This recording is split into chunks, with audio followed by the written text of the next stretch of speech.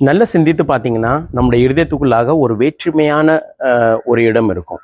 அது வெறும் தேவனால மாத்திரம்தான் நிரப்ப முடியும், வேற எதுவாலையும் நிரப்ப முடியாது. 3 விதமான ஜனங்கள் இருப்பாங்க. விதமான ஜனங்கள் என்ன தெரியுமா? அதை வெறுமையாகவே விட்டுருவாங்க. அது வெறுமையாக விட்டுரும்போது அப்படியேப்பட்டவங்களுடைய வாழ்க்கையை பார்த்தீங்கன்னா ஒரு வேற்றுமை இருக்கும், ஒரு வெறுமை இருக்கும், ஒரு சோகம் இருக்கும். அவங்களுக்கு சந்தோஷமே வராது.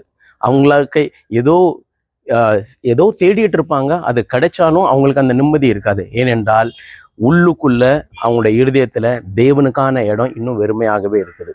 இன்னொரு விதமான ஜனங்கள் இருப்பாங்க. அவங்க என்ன தெரியுமா செய்வாங்க? எனக்குள்ள ஏதோ ஒரு வெறுமை இருக்கு அப்படின்னு சொல்லிட்டு அதை நிரப்புறதுக்கு என்னெல்லாமோ வச்சு நிரப்பி பார்ப்பாங்க.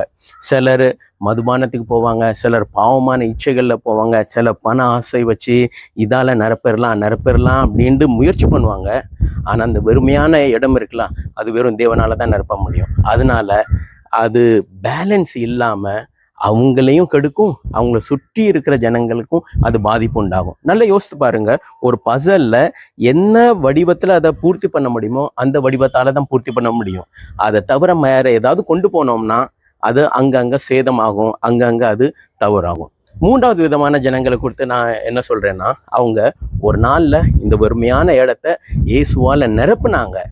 ஆனா நாட்கள் ஆக ஆக ஆக இயேசுவை அப்படியே ஓரம் தள்ளிட்டு மற்ற காரியத்தினால நிரப்புறாங்க. அதனால அவங்களுக்கு என்ன யோசிக்கிறாங்கன்னா, எனக்குள்ள இயேசு இருக்கிறார் நினைக்கிறாங்க.